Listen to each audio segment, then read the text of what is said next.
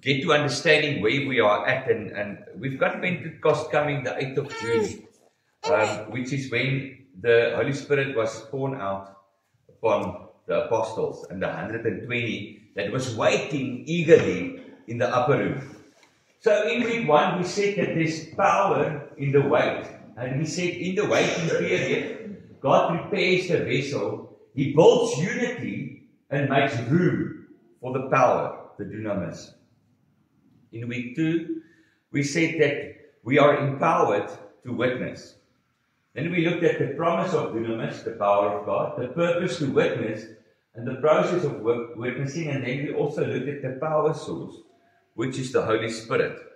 Last week, we looked at obedience prepares the atmosphere. And we said to each other that obedience builds the altar, it creates unity and focus, positions us for the fire, and the altars that we had to restore and that we felt the Lord said we must restore is prayer, word, worship, obedience, repentance, and community. And that's only but a couple of them. And remember, we said that the altar is that place of worship. In the Old Testament, when the Israelites had to confess a sin, they had to build an altar, and they had to sacrifice something. When certain things, that when they want to worship, they had to sacrifice a lamb or a lamb or I think there's one sin, if I can remember, you had to offer a daifiti. There was, if you go and read it, it's quite interesting what they had to suffer. But that was their ultimate worship. That was their way of sacrificing. That was their way of praying and worshipping and acting in obedience and repentance and community. Remember, at that time in the Old Testament, the Holy Spirit wasn't with them. The Holy Spirit only was poured out on the prophets and the people that leaded Israel. So today we're going to speak a bit about the sound that shifts everything. Now we're going to read in Acts 2 from verse 1 to 4. There is Bibles in there in front if you want to open up as well. But we can read from the screen. But the day of Pentecost had fully come. When the day of Pentecost had fully come, they were all with one accord in one place. And suddenly there came a sound from heaven as of a rushing mighty wind, and it filled the whole house where they were sitting. Then there appeared to them divided tongues as of fire, and one sat upon each of them. And they were all filled with the Holy Spirit and began to speak with other tongues as the Spirit gave them utterance. And I said it last week as well. Remember, when they got the tongues there, it was for the purpose of witnessing. So the people gathered around this area and everyone could hear them in their own language. So there was different language, and we're going to speak a bit about it now. The second scripture we're going to look at is one of my favorite ones. It's Ezekiel 37 verse 1 to 10 that we're going to read together. And it starts, "The hand of the Lord came upon me and brought me into the spirit of the Lord and set me down in the midst of the valley, and it was full of bones. Then he caused me to pass by them all around, and behold, there were many in the open valley, and indeed they were very dry. And he said to me, Son of man, can these bones live? So I answered, O Lord, you know. Again he said to me, Prophesy to these bones. And he said to them, O dry bones, hear the word of the Lord. Thus says the Lord God to these bones, Surely I will cause breath to enter into you, and you shall live. I will put sinews on you, and bring flesh upon you, covering you with skin, and put breath in you, and you shall live. Then you shall know that I am the Lord. So I prophesied as I was commanded, and as I prophesied there was noise. And suddenly a rattling, and the bones came together, bone to bone.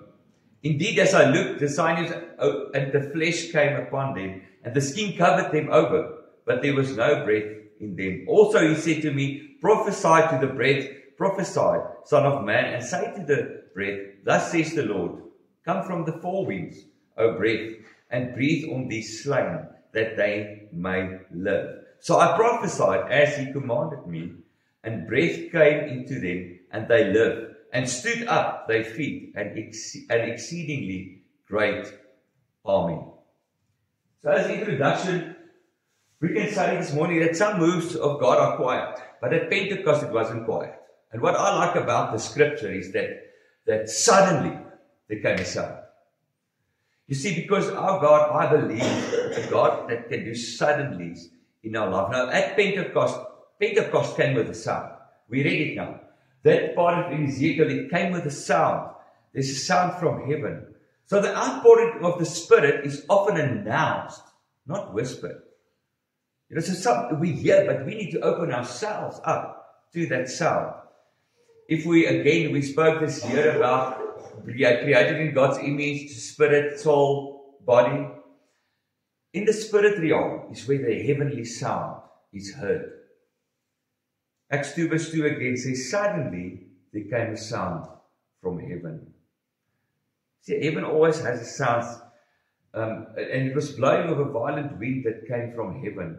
Ezekiel 37:7 said, as I prophesied, there was a noise, a rattling sound. Before fire, there was wind, a divine signal that something powerful was about to happen. God's presence is often heard before it's seen. So you sit this morning, and I had to this week get very quiet about this message. Because when the Lord gave it to me, I was trying to understand the sound. Because I don't know who of you have ever heard a sound from heaven before something happened.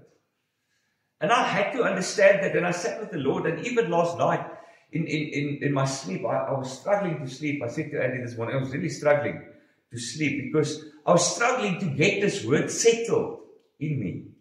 And then I had to go and look and say, but okay, what does the sound do? The sound marks a beginning of resurrection, not the end. It signals the Spirit is moving. In Ezekiel's vision, bones came together before breath entered. Likewise, the Spirit often starts by stirring structures before releasing full power. So we're going to get now to the point where we look at what might that sound be in today's time. Because things has changed over the years. And at that time, again, the Holy Spirit wasn't present in the Israelites. So things are much more spiritually now, and in the spirit realm happening to what was happening at that time. See, this morning the question is that we listened to Ezekiel, and he had to prophesy life over dry bones. And I had to think this morning, in my quiet time, early morning, I said, Lord, but what are these dry bones in my life? What are the things that's lying dormant? There was things in my life that there's maybe business transactions that's lying dormant in your life. There's maybe a relationship that you need to re-establish because it's where God wants you. That's maybe a dry bone. Maybe there's other things that the Holy Spirit's speaking to you now. What are those dry bones? What are those things that's left dry, that's got no life, and you carrying with? And maybe there's still a purpose in them. And what the Lord said here to Ezekiel was, prophesy life over that. So I remember when we were in the safe house, there was a lot of times that we prophesied life over dead bones. And that was normally finances that we applied from various places. Because remember, when you run a safe house or something like that, you need finances. You know, it costs a cost of living of a person that for instance comes off the street is normally about 8,000 to 9,000 rand a month, including their medicals and all of those things. So we had to have money. And there's a lot of times that we had to prophesy life into debt transactions that were supposed to happen, but we forgot about. And we had to prophesy life into it, and it came to life. So what are there this morning that you can think of? Maybe you waiting God for financial breakthrough. But there's stuff that you've been working on and forgot about that has been put in file 13 almost. And what are those? What are those that you are really looking at? Because in this time as well, this time of waiting, heaven is releasing a sound, and that sound brings movement. So let us use this moment to get spiritual over these things. You know, we as children of God needs to get spiritual about everything that we do. It's not just here on a Sunday or just when it comes to the Bible. It's when we get into the car. When I get into the store, and I always say to people, when you want to make your relationship with God practical, get in shower, take the soap and say, Lord, as I put the soap on the scrunchie, I put the blood of Jesus over me. And as I wash myself, Lord, wash me with your blood. Wash my hair, wash my thinking out. Clean that and make it real. You see, we need to get much more spiritual about things in our lives. Everything. You know, when you come to sitting, and I'm also guilty of it, when we pray for food, and we say, Lord, bless this food in our bodies. What does it look like when God bless that food in your body? And yet, you know, you've got sickness in your body, maybe. But if we really pray, Lord, bless this food in my body, that food will become healing in my body. So let's get spiritual about these things and make our Christianity a reality so that we can make it part of our lives. So in our days, I said to you, what might those sounds be in our day? There might be a hunger arising among believers for the truth and holiness. And I promise you, the more I speak to young people today,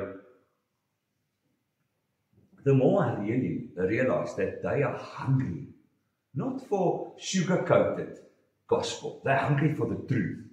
You speak to any young person today, year 22, 24. They want to hear the truth. They don't want to hear how we've been doing it for so long. I want to hear the truth. And God, in a time of this, when there's a sound from heaven, one of those sounds is that there's a rising hunger for His word, the truth, and for holiness. I mean, I want to be only preaching the truth. I want to walk in holiness because I am holy because God says I'm holy. So I want to become more holy and walk that holy life. Number 2, for instance, is unexplainable restlessness or spiritual alertness. Hence the reason I think that Tiaan Geldenhuys, you know, God has led that he must come this, because we need to spiritually be alert of certain things that's happening around us in the spiritual realm. And on Friday I prayed with Pastor Etienne there from Father Hart, and I could really sense in my spirit that we are at the same space at the moment. And we have almost a united understanding in this town. And our prayer on Friday was that God will align all of the ministers so that we speak out of one mouth and one message, one gospel. You know, so you might sit here and you've got maybe an unexplainable restlessness. And that is one of the sounds from heaven. That is something that needs to happen for the power of God to be poured out on you. The power of the Holy Spirit, that fire to fall on you. This had to happen. So you sit maybe restless over certain things and you don't know why you're restless. It's because the Holy Spirit is very stirring in you and getting you ready for that release. We get increased dreams, visions, divine nudges. I promise you, since I got to Freiburg, some of my dreams started to happen more often. There's sometimes at night I lie in bed and I feel like something is pressing on my chest and my mouth gets shut. I can't utter the word Jesus. And then I just continue to break through, and then all of a sudden it's lifted and I can say the name of Jesus and things gone. Have you been sitting with something like that? That is part of increased visions and dreams and divine nudges. I mean, the dreams I dream these days are so in detail. I remember them in detail. And I think it's part of this sound. Revival among young people. You know, it's so important. I look at some schools, and I really pray this for Freiburg Hoërskool, but I know there's a school in Witbank, the school I went to. When I look at their Facebook page, yes, let me tell you, they've got prayer groups that prays over the school every day. Kids in the school that said, we will stand for Jesus and we will pray. I saw videos where they lay hands on the school building, where they lifted their hands praying for the school. There's that school in Potch also. They are so on fire for Jesus. And God is, I believe, bringing revival already between young people. And we must pray it over our church. We've now created a prayer group specifically for Hoërskool Vryburg. And I think we must do it for the primary school as well. Because there we post specific things that we need to pray for. Because we need to pray for the kids. We need to pray for the teachers. so that there comes that revival. There's a renewed boldness in preaching and in worship. And I think the thing that God is really laid on my heart there is that we must look at the truth. We must only speak the truth. We must only preach the truth. Not my personal understanding, but the Word of God that's the truth. There's a shift in priorities, and God is drawing people back to Himself. And I believe truly, and honestly, I believe that there's going to be a sound in this town, and these things are going to come live in Freiburg. But we as parents and as Christians in the city must pray for our children, pray for the city. Remember, I mean, some of us, I'm in my midlife, so I've got maybe 30 years left. You know, if I'm lucky, the Lord says you see 70 if you really lucky. Is it 70 and then 80 if you're really blessed, eh? So ek is nou 40, so what does that make me? I'm over half of my life already. So what is the rest of my life going to look like? And what impact am I going to make the rest of my life? You're sitting here, maybe you're 65. You maybe have 15 years left. What are you going to do? What are you going to do to impact the youth? That's the country of tomorrow. That are the leaders of this town going forward. Where's our young people? They've left. But who's taking over? And we need to pray that God must shift priorities, that He will draw the youth, and we must be able to speak into the youth's lives. So like a thunder before rain, or Elijah hearing the sound of rain before clouds appeared, God's movement is often preceded by sound. I don't know if you can remember the story, but there was a 3-year drought that Elijah prayed for to prove God's greatness. And he could hear the clouds before it was even visible. So can you hear the sound and the Spirit? Or are we too distracted by the noise in this world? Are we too distracted with the things that goes on around us that we lose that hearing? The sound, the second point is that the sound calls the church to life. In Acts 2 verse 2 to 4 we've read, and in Ezekiel 37 verse 10, and they stood upon their feet an exceedingly great army. And John 10 verse 10 says, the thief does not come except to steal and to kill and destroy. I have come that we may have life, and that they may have it more abundantly. You see, the sound of heaven didn't just fill the room, it filled the people. It wasn't just the room that was filled with the presence, it was the people. So you can imagine, we're sitting here today, and all of a sudden, we hear the sound, and this room gets filled. Each of us will get filled with the Holy Spirit. The people got filled, not just the room. See, the disciples were awakened to purpose. The dry bones became an army. Pentecost is about life, breath, and commissioning. It's about preparing us for our calling. So what does life contain? A couple of points quickly. Spiritual awakening. A life to the presence and the voice of God. And I can ask you this question today. How often do you really hear God's voice? Do you maybe only hear God's voice when you read the Bible? Or is your relationships in such a way that you feel Him inside and you hear Him speak inside of you? Or maybe you're lacking in that, and maybe that's something you must trust God for this pour out of the Holy Spirit, for Pentecost, is that your relationship with Him will come alive. That you can hear Him. You know, I always talk about the Lord spoke to me. And how does He speak to me? It's here in the inner man that I feel. It's that conviction that I know that this is what the Lord wants. And when it's something that the Lord doesn't want, you'll feel uncomfortable. Women, vrouwmense is baie goed daarmee. My wife gets it every now and then. When I try and make a decision, I'll say, okay, because it's that nudge inside of you, that discernment. And we, every Wednesday evening, we pray. One of the points we pray for is discernment in this time and age, that we will discern what is God's voice and what's the enemy's voice. And also that we will really be able to cancel out all other voices and open ourselves to the voice of the Holy Spirit. The next thing that life contains is power and authority. The boldness to be effective witnesses. In Acts 1 verse 8, For you will receive power when the Holy Spirit will come upon you, and you will be my witnesses. Jerusalem, Judea. And remember we said, where's your Jerusalem? Where's your Judea? Maybe your Jerusalem is your family.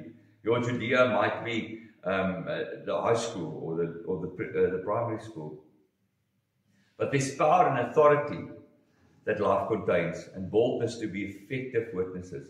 Are we scared to talk about what God does? We said this week in Friday morning, actually on the prayer meeting, we said how wonderful would it be if we could write a testimony and put it in the paper, in the newspaper. Don't you think it will bring so much more life?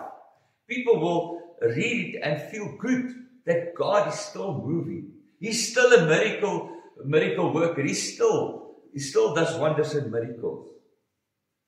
And that's the authority that we walk in. And I must tell you, I got convicted this week. Walton said to me, we spoke this week about George. I can't even say it's fun pronouncing, but we spoke about George. Me and Wayne spoke about George, and you know, we've been thinking there's different people. Maybe we must get someone to come and pray for him. And I got in the shower this morning, and in the shower, Lord always speaks to me in the shower, I don't know why. But maybe it's because my mind gets cleaned up from the water. But I stood there, and the Lord said to me, where's your authority? Where's the dunamis power that you preach about in your life? Why can't you pray for him and he'll get healed? Why do we have to get somebody that's anointed for healing to pray for him? Why can't I, me and you, pray for him and believe that God will heal him? The sickness that you may be struggling with. You know, there's a scripture that says you must call the elders and let them come lay hands on you. You see, the disciples, they did so much more. We read even in John, I think it's John 15, it says that you will do what I've done, said Jesus, and even more. You will even do better things. Where's those better things that we're supposed to be doing? Because that's what the Lord tells us. He says, you'll do better things. But the problem is we don't understand our authority. We are scared. And I said it this week. We are scared that I'm going to pray for someone and that person is still going to die. Or that person is not going to get healed. That's what we're scared of. And I've gone through that. But the Lord is saying this morning, we need to become bold and effective witnesses. We need to act in purpose. We need to pray for healing again. We need to pray for deliverance. We need to testify about God's goodness to everyone that we meet. If I ask you the question, everybody that you saw this week, do you know that hulle saak is met die Here reg? Do you know that they're going to heaven? Are you sure?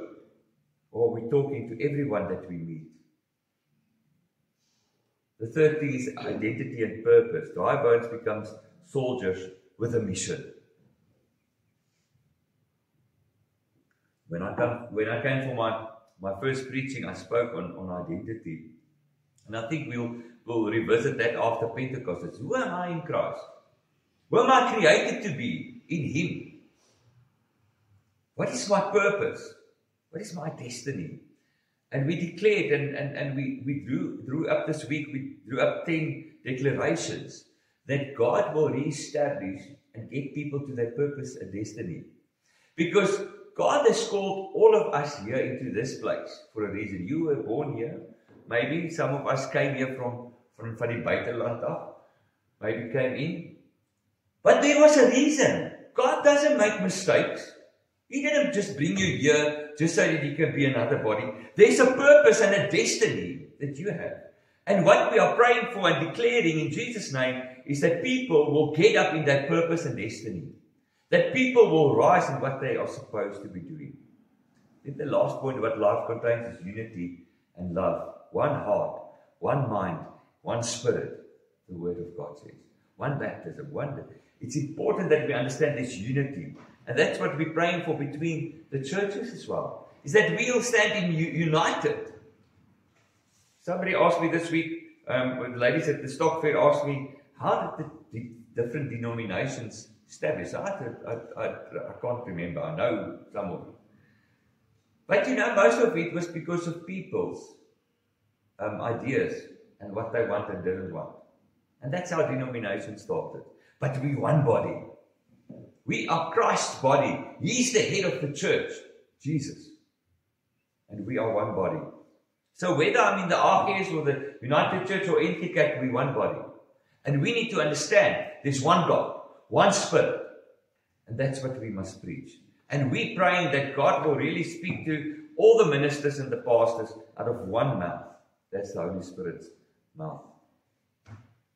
Acts 2 verse 42 to 47. And they continued steadfastly in the apostles' doctrine and fellowship, in the breaking of bread and in prayers. Then fear came upon every soul, and many wonders and signs were done through the apostles. Now all who believed were together and had all things in common, sold their possessions and goods and divided it among all, so anyone had need, what they needed. So continuing daily with one accord in the temple and breaking bread from house to house, they ate their food with gladness and simplicity of heart, praising God and having favor with all people. And the Lord added to the church daily those who were saved. Have you ever driven into a mall and asked God to please have favor on a parking for you? You know how many times I've done it, Lord? I've got a child, please, when I'm driving here, there must be a parking open for me close. Because it's a mission. And there's so many times it happened that I get favor. The minute I drive, there's someone leaves. It's favor. They walked with favor.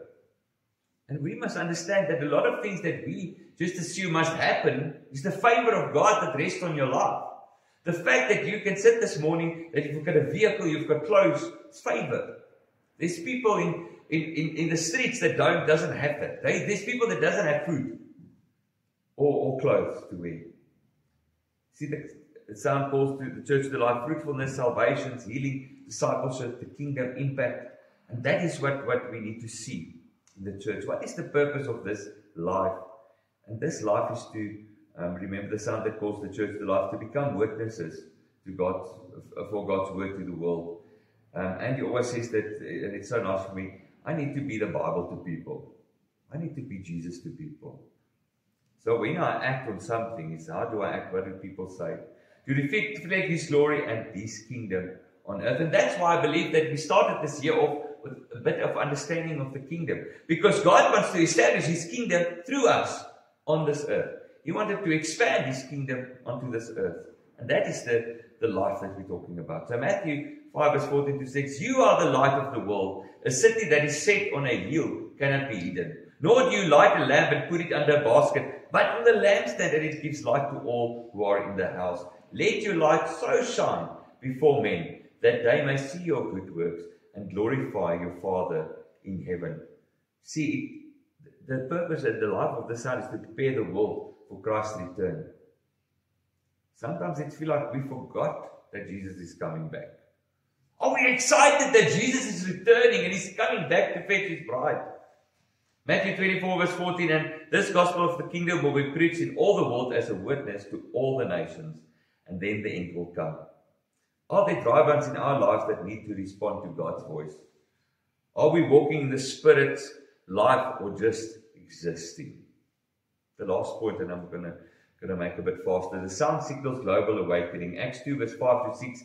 And there were dwelling in Jerusalem Jews devout men from every nation under heaven. And when the sound occurred, the multitude came together and they were confused, because everyone heard them speak in his own language.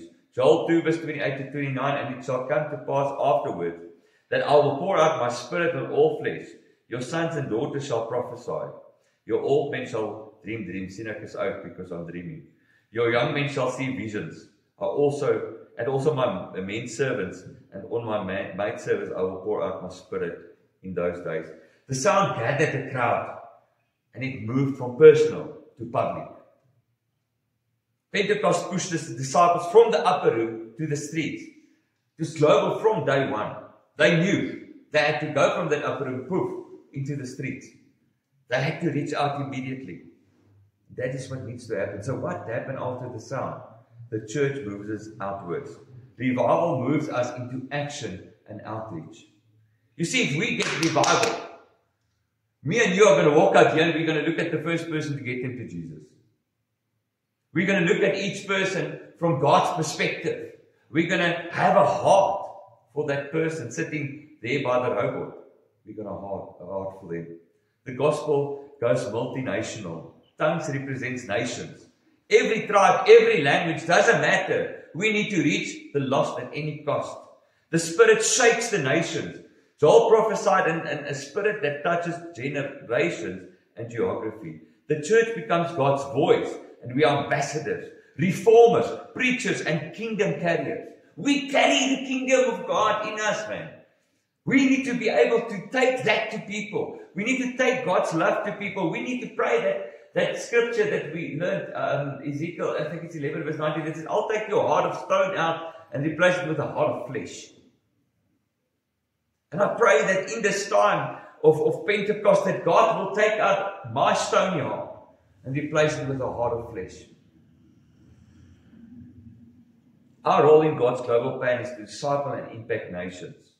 Matthew 28:19-20, go therefore and make disciples of all nations, baptizing them in the name of the Father and of the Son and of the Holy Spirit, teaching them to observe all things that I have commanded you. And lo, I am with you always, even to the end of the age. The first one is to disciple and impact nations. We need to impact our nation here, our nations here. We've got nations here. We need to reflect heaven's values on earth. How often do we say, die kinders het nie meer maniere nie. We say that. We say, the children are different now. So where does the problem lie? Have we thought about it? Maybe it's by bringing that heaven's values to earth. It's our responsibility as the body of Christ to bring that values to earth. Matthew 6 verse 10, your kingdom come and your will be done on earth as it is in heaven. The third point is that we need to stand united with the global church and carry the flame everywhere. The sound of heaven still echoes today through prayer movements, mission trips, online revival, and a rising remnant. Are we ready to answer the sound of obedience as a church? Are we ready? Are we ready to put our likings and stuff and go and wash someone's feet? Be Jesus to someone. Are we ready for that? Are we ready for the Holy Spirit to move mightily through our lives? Or are we in ons gemakzone, in our comfort zones? And we are okay with that? So stepping into revival, you can't stay in your gemakzone. You're in your comfort zone, you can't. Are we hearing the sound? Or are we busy with earthly things so that we are deaf to the sound? Are we aligned with the heaven's frequency, or are we distracted by the earthly noise that's going on around us? The people in the upper room didn't try to explain the sound. They surrendered to it. Are we trying to explain everything that we do? Are we surrendering to God's call on our lives? On our destiny, our purpose? This church, are we surrendering to what God has called us to do? Do we know what God has called us to do? Are we surrendering to that? In conclusion, what sound is God stirring in your spirit today? What dry places in your life need to come together again? Maybe you haven't prayed together as a family for a while. Maybe the Lord wants to start praying because He wants to pour out His Holy Spirit on your family, because your family might be called for great things. And that's why we pray that people will step into their purpose and destiny. If everyone in this city, or this town, step into their destiny and purpose, revival will come. And this town will be turned around. The problem lies because we as the church are scared to take up our authority. Are we ready for this fire? Or are we still questioning the wind? Are we ready? Are we preparing? Are we fixing our altars as we go on? And are we ready for God to stir our spirits? Are we ready for that? Are we ready for the fire to fall? If Pentecost comes and God sends His Holy Spirit here over this church, are we ready to go out? Have we looked at everything in our life that's out of space and brought it into alignment to God's Word? I'm going to leave you with that this morning. Let us close our eyes. Lord, tune our hearts to your sound. revive in us what is dry, and make us people prepared for your fire. Lord, help us to take this message, and that what you have shared with us today, Lord, and make it a reality in our lives, Lord. Lord, we know that you're going to take us out of our comfort zones, because that's where growth is lying. That's where growth lies. In our comfort zone, it's our comfort zone. We sit. We might be busy with things, Lord, but the minute we step out of our comfort zones, it gets eerie to us, Lord. And we want to open ourselves up, Lord, that you can come and drag us out of our comfort zones and put us in the purpose and the plan and the destiny that you have for us in this place, in this town. You have placed all of us here, Lord, for a purpose and a destiny, and that's to expand the kingdom. For the kingdom of God to come to Vryburg through us, in us, that the kingdom will be expanded. That's why we're here. That's why you have created us. And Lord, help us to understand this and bring in this understanding within our spirit. And we thank you for that. In Jesus' name, amen. We would like to sing your song this morning just because we know that He is still our way maker.